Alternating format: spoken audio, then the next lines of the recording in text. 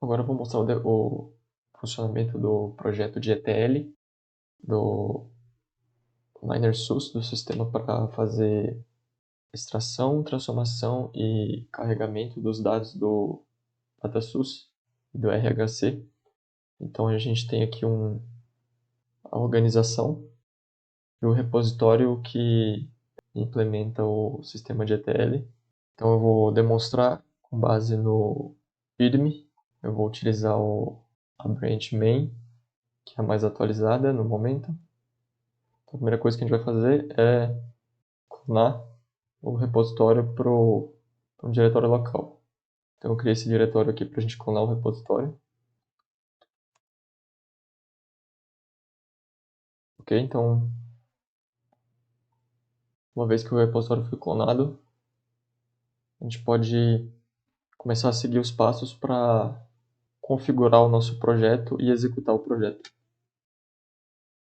Eu vou utilizar aqui como base o README. Eu vou começar pela instalação. Então a gente vai fazer o clone. A gente vai abrir o terminal na raiz do repositório.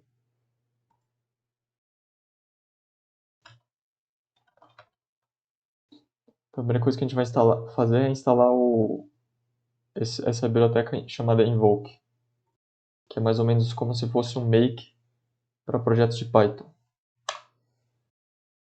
No meu caso já tem instalado, então a gente já pode executar aqui o comando invoke setup venv.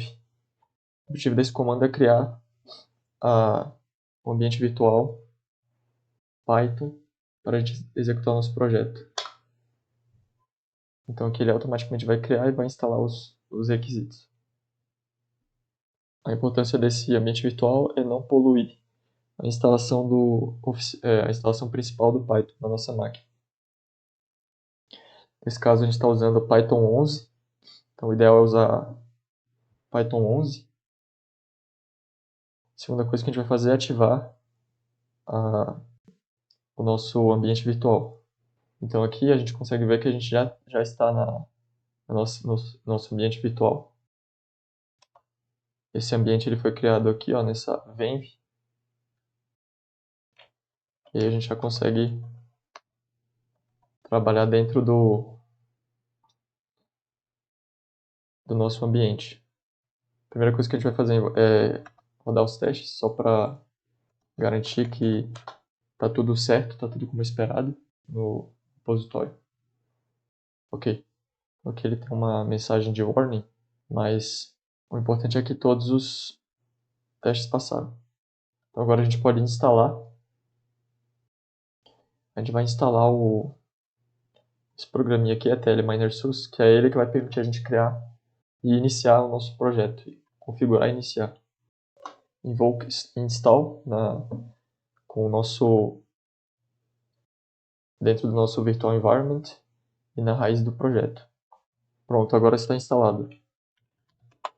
Para confirmar, a gente vai executar help. Então aqui a gente tem a descrição dos comandos, né? E a versão. Pronto. Uso. Então, dado que a gente criou o projeto, é a primeira coisa que a gente vai fazer. Criar o projeto.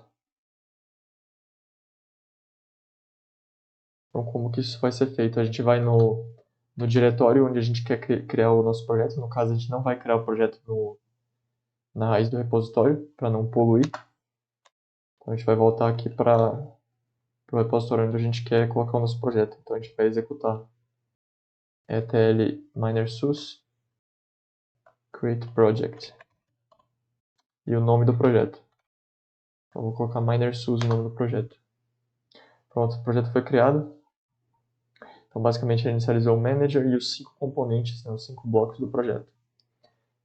Tudo certo? Então, a gente pode entrar no nosso projeto.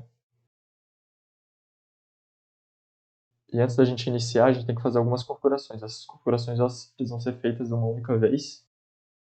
Dado que elas estão feitas, então a gente pode executar o projeto sem precisar fazer toda vez. Então a primeira coisa que a gente vai fazer é observar que nessa .env a gente tem esse arquivo aqui, System Download Parameters Path, que é um arquivo que vai ficar nessa pasta front-end. Só que a gente tem que colocar ele aqui ainda, ele ainda não foi colocado lá. Então o que a gente vai fazer? A gente vai no nosso repositório.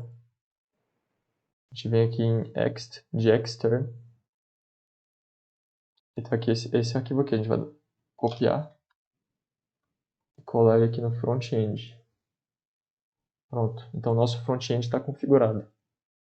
Porque o front-end ele vai acessar esse arquivo aqui para organizar os pedidos, as requests. Então, o que falta ser configurado? O loader, configuração. A gente vem aqui na configuração do bloco e a gente coloca aqui a string do nosso banco de dados específico que a gente quer acessar. Lembrando que esse acesso é feito pelo SQL Alchemy. Então, a gente tem que ver qual que é a nossa string dada um banco de dados que a gente queira utilizar como base para esse loader. No caso aqui já está por default o banco de dados, a minha string aqui. Mas o ideal é configurar especificamente para o banco de dados desejado. Ok, o segundo bloco que nós vamos precisar configurar é o dbf converter. Porque esse bloco aqui ele vai utilizar dois executáveis externos, que são os executáveis que estão aqui em bin. Copiar aqui e colar. Só que, além disso, a gente tem que configurar aqui no arquivo de configuração dele. Isso ainda não está automatizado, então a gente tem que fazer esse processo por enquanto. O que a gente vai fazer? A gente vai pegar esse blast dbf, que converte arquivos de dbc para dbf, vai copiar. Importante tirar aspas duplas, para não dar problema de formatação. E essa aqui é a segunda opção, caso esse primeiro não funcione, ele usa automaticamente esse segundo. Caso nenhum dos dois funcione, ele falha. Então a gente tira aqui as aspas duplas e salva. Pronto, configurado. Então agora todos os blocos estão configurados. Além disso, front-end configurado. As variáveis de ambiente a gente também pode configurar aqui, caso, informações sobre e-mail, mas isso ainda não está implementado. Isso aqui vai ser usado para notificação, né? Quando a task termina, ela notifica por e-mail. Isso aqui ainda não está implementado, então não precisa mexer nisso. Essa chave do aplicativo, no caso, é o front-end, né, que vai ser em Flask. Então tem uma chave, está com a chave genérica aqui. Esses outros aqui não é interessante alterar nenhum deles, porque isso aqui é configurado automaticamente. Certo, então agora a gente pode executar o nosso projeto. Então ele já está configurado. A gente pode começar executando. Primeira coisa, então, eu vou abrir um outro prompt. Eu vou executar virtual environment para ativar a virtual environment. Okay, pronto, os dois estão ativados. Agora nós temos dois prompts ativados.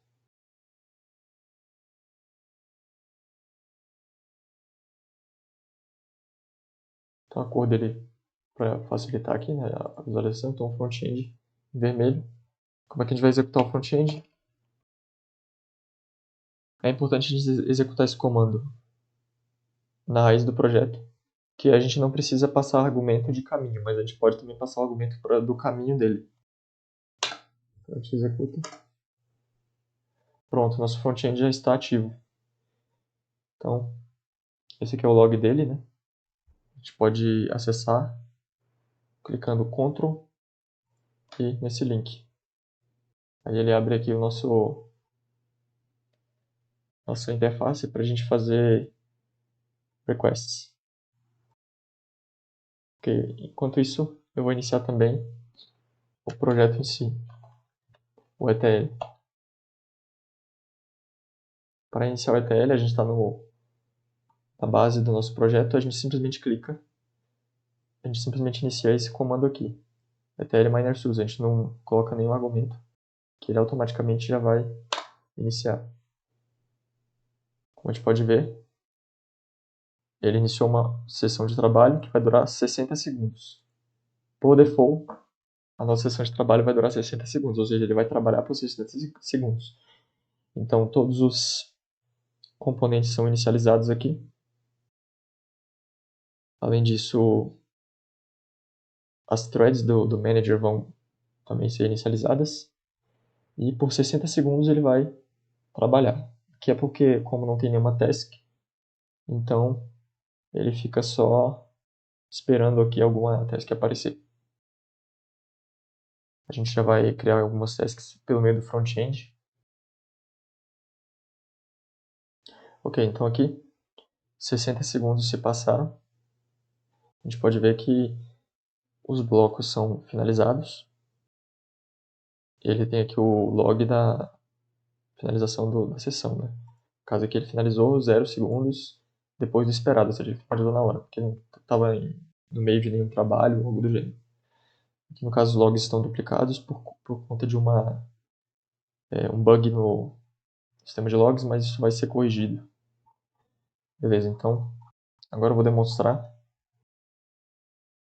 o sistema funcionando após a gente fazer uma requisição. Né? Então eu vou, por exemplo, fazer algumas requisições nesse sistema SIM, que faz parte do DataSource.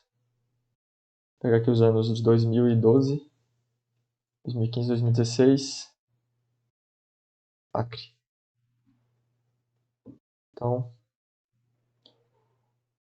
vou botar aqui, por exemplo, Arthur, e-mail.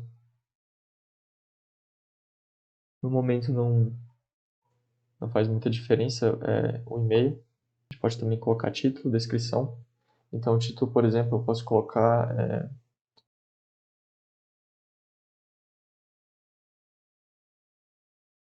pronto. No momento aqui a gente ainda tem que aperfeiçoar o nosso front-end. Isso aqui ele só retorna o dicionário que é produzido, que vai ser enviado lá para o nosso sistema. O nosso sistema criar as requisições. O que acontece? Essa task ela é enviada para essa requisição, né? Ela é enviada para new requests. Tá aqui essa requisição, ela fica aqui aguardando, né? Vamos só conferir para ver se ele está pegando exatamente os dados que nós queremos. Então, se a gente voltar lá, nós temos os dados sim 2002, 2015, 2016 do Acre. O nome da tabela é SIMDO, o arquivo é DO Acre, anos de 2012, 2015, 2016. Então a gente tem aqui todos os dados esperados nessa primeira request. As descrições, né, que nós colocamos, o e-mail, futuramente vai ser utilizado para fazer a notificação, e o título. Essa requisição ela vai ser processada assim que o nosso sistema for ativado. Então ela fica lá, aguardando até o nosso sistema se ativar. Então nós vamos agora ativar o sistema. Só que agora nós vamos ativar com um tempo menor. Vamos colocar um tempo de 10 segundos. Tempo de 5 segundos. Provavelmente ele não vai dar para terminar a tarefa, mas é só para a gente visualizar que ele pode ser ativado várias vezes e a tarefa vai continuar normalmente. Perdão, tem que ser dois traços aqui. Pronto. ativar por 5 segundos. Então provavelmente ele não vai conseguir terminar. Bem, ele nem começou direito. Vamos colocar agora 10 segundos.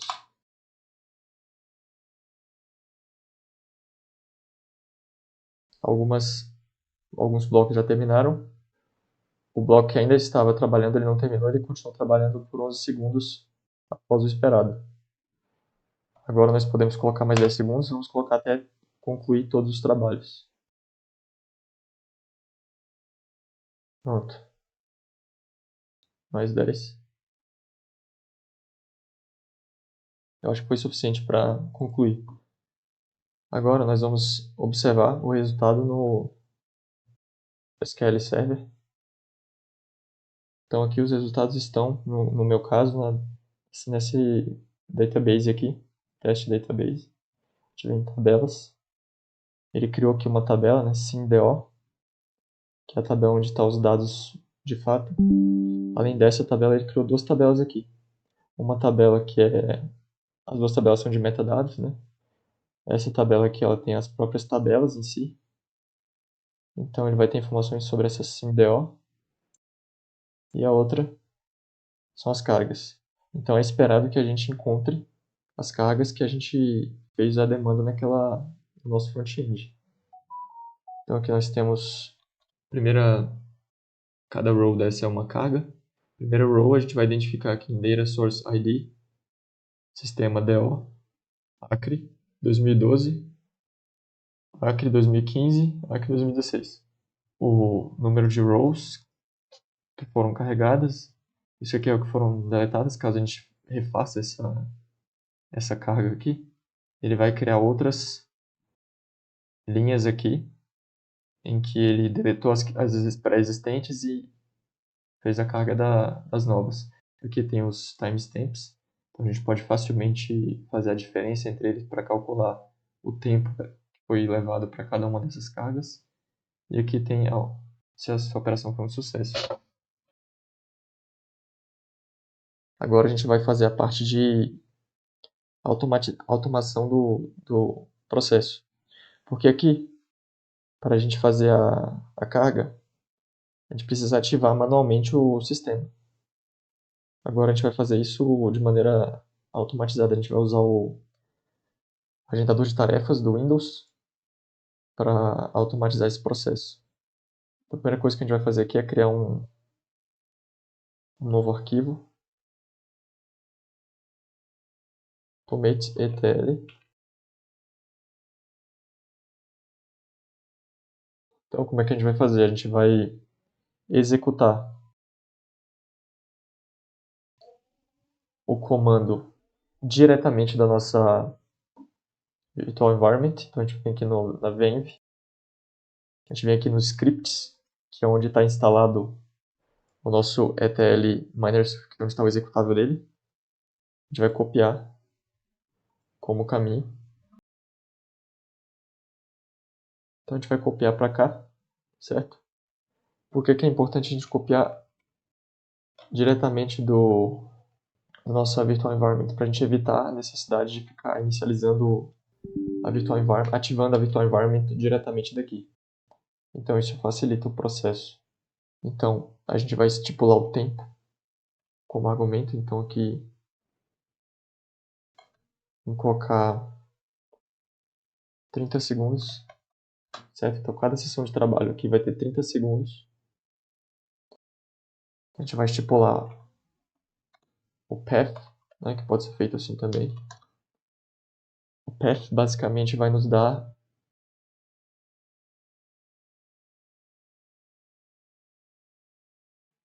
então a gente vai executar primeiro ele sem redirecionar o output para um log.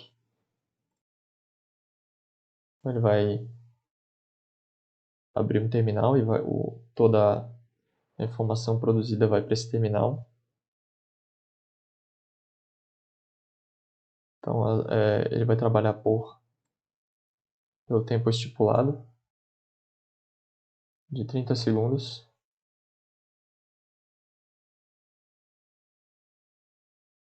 A gente vai redirecionar o output dele para um log, que vai ser,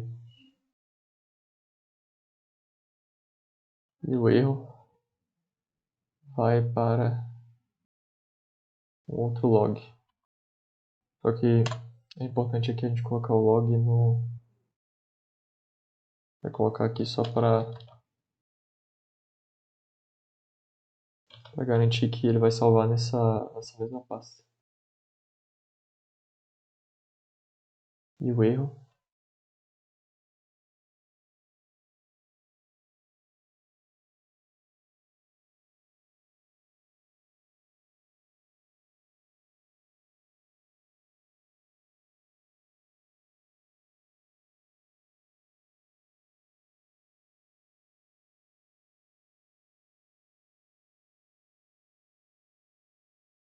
não vem o erro.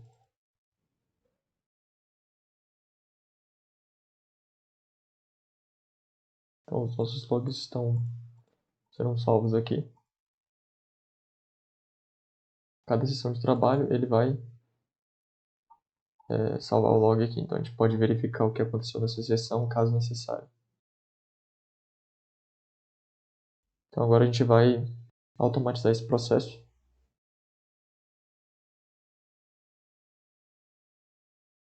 Ok, então nosso comando com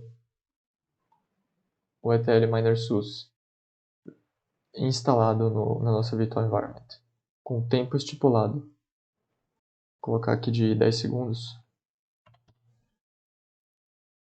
com o local onde está o nosso projeto, o root do nosso projeto. O output vai ser redirecionado para esse log aqui. O log a gente colocou o caminho absoluto para onde a gente quer, para não ter erro. E o erro é direcionado para esse outro arquivo de log. Nosso arquivo pronto para a gente usar. Agendador de tarefas. Então agora, para a gente automatizar o nosso sistema, a gente já criou o nosso Automate ETL, batch. O que a gente vai fazer? A gente vai abrir o nosso agendador de tarefas do Windows. Dado que o agendador de tarefas foi aberto, a gente vem aqui criar nova tarefa. A gente dá um nome a ela, então a gente vai dar um nome de MinerSUS.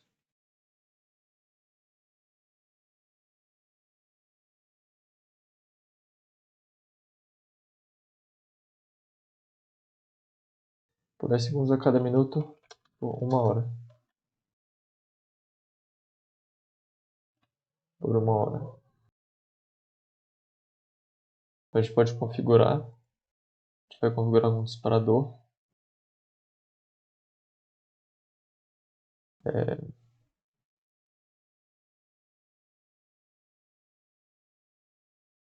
Repetir a tarefa.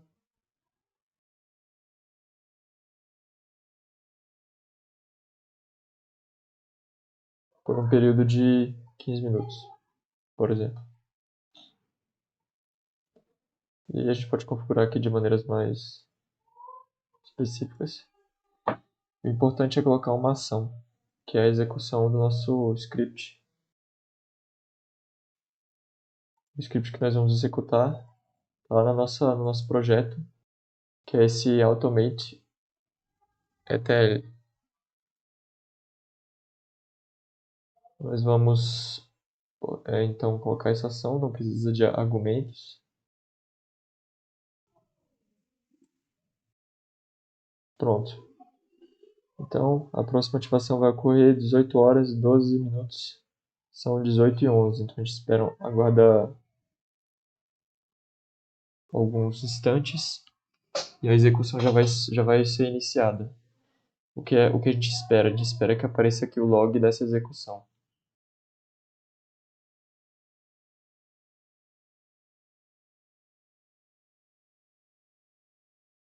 Pronto, ele iniciou a execução. Ele abre esse terminal aqui, que no caso não vai aparecer nada, mas todo o conteúdo vai estar em worksession.log. Pronto. Já executou aqui durante 10 segundos. Os trabalhos necessários por 10 segundos. Agora a gente vai colocar aqui uma demanda para a gente verificar funcionando. Vamos manter a demanda anterior, esses três arquivos aqui. Botar uma demanda do RHC para 2010. Vamos 2010. Vamos iniciar, pronto. Então, o sistema automaticamente ele vai ter que concluir essa nossa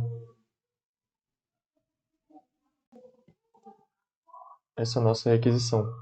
A gente vai verificar que basicamente ele vai talvez ter que executar mais de uma vez, porque só está executando durante 10 segundos. Que ele já se encontra executando. Aqui ele está, é o Selenium agindo aqui, Selenium fazendo o download do sistema do RHC.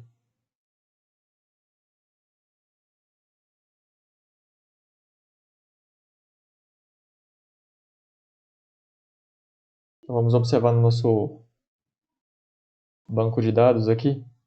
Ele deve atualizar com 3 colunas aqui, que são parecidas com essas aqui, com mais uma do RHC.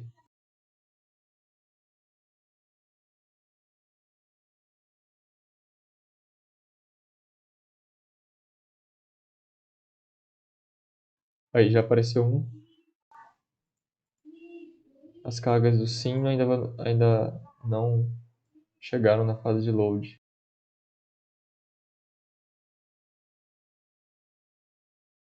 Aí, fez mais uma ativação. Que provavelmente ele vai fazer a carga dos outros 3. A carga dos outros 3 aqui, como esperado. Então, a gente pode observar aqui que cada uma dessas outras cargas aqui foram excluídos, né, os valores que estavam anteriormente e foram adicionados os novos valores. Desse modo eu finalizo a demonstração do software. Agora eu vou explicar aqui a estrutura do repositório. Então basicamente o repositório dá um invoke clean para que ele limpe todas as builds, né, que existem no repositório. Ok. Então aqui a gente tem docs, a documentação. Né? Na documentação nós temos a arquitetura básica do projeto, GTL específico para o SUS aqui. Então a única diferença é que nesse diagrama a gente tem 2 blocos aqui, quando na verdade no sistema mesmo a gente só tem um. Esses 2 blocos foram fundidos em um único. A gente tem aqui a parte de extração, download de RHC, download do FTP, né, que é da base do SUS, do DataSUS. Aqui o DBF Converter, converte DBF para CSV, DBF ou DBC. E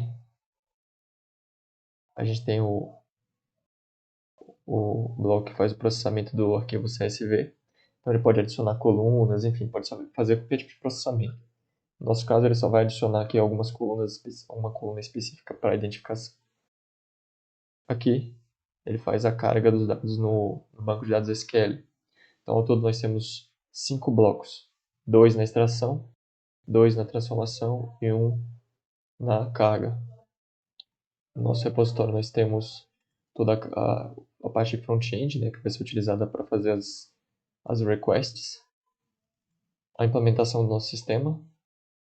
Templates para criar novos tipos de blocos. Os testes. No README nós temos as instruções e basicamente depois que a gente cria o projeto, a gente tem aqui o esqueleto do projeto. Nós podemos vir aqui em Manager, Architecture e a gente visualiza a arquitetura do projeto, a arquitetura do pipeline. Que esse pipeline ele é formado basicamente por blocos. Então você tem blocos independentes que vão funcionando e eles basicamente são indivíduos que vão fazer determinadas tarefas específicas, né? Então cada bloco ele vai ter uma tarefa que vai ser específica da classe que ele utiliza. todas as classes de cada um dos blocos. A gente tem 5 blocos. Todas as classes que são utilizadas por esses blocos são classes que herdam de uma classe em comum, né, que é chamada de block repository. Essa classe comum ela implementa os principais métodos, etc., da classe bloco, e o que diferencia cada uma delas é que o trabalho específico que ela vai fazer em cada task é diferente, né, específico. Então, por exemplo, RHC Downloader faz um trabalho específico que é fazer download da base RHC. FTP Downloader faz download da base do DataSource, que já é uma outra técnica. Ele usa o protocolo FTP. No RHC ele usa o Selenium, porque infelizmente não tem como... A gente não encontrou um jeito mais eficiente de fazer o download por algum link específico, então a gente teve que usar o Selenium para selecionar, né, cada instância específica de download. Então teve que criar 2 blocos aqui, separados. Aqui no DBF a gente faz a conversão do DBF para CSV e por aí vai. Esses blocos eles são independentes, né? Ou seja, você pode alterar eles de maneira independente. Você pode criar arquiteturas específicas, né? Então no nosso caso aqui a arquitetura é basicamente um grafo, né? É um grafo onde você tem o bloco e os blocos antecessores que estão aqui nessa input interface. Então aqui você tem, por exemplo, o CSV Loader, ele vai receber as tasks nas quais ele vai trabalhar do CSV Processor. O CSV Processor ele vai receber as tasks do DBF Converter. O DBF Converter ele vai receber tasks tanto do FTP Downloader quanto do RHC Downloader. Por fim, o FTP Downloader e o RHC Downloader, como não existem blocos que representam, né, as bases de dados, a gente utiliza basicamente a informação que é guardada nas próprias tasks, então eles não recebem nenhum bloco de input. Desse modo a gente consegue formar o nosso gráfico.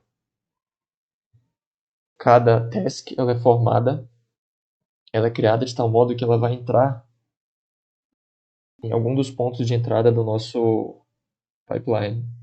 No nosso caso, a gente tem 2 pontos de entrada, FTP e o RHC Downloader.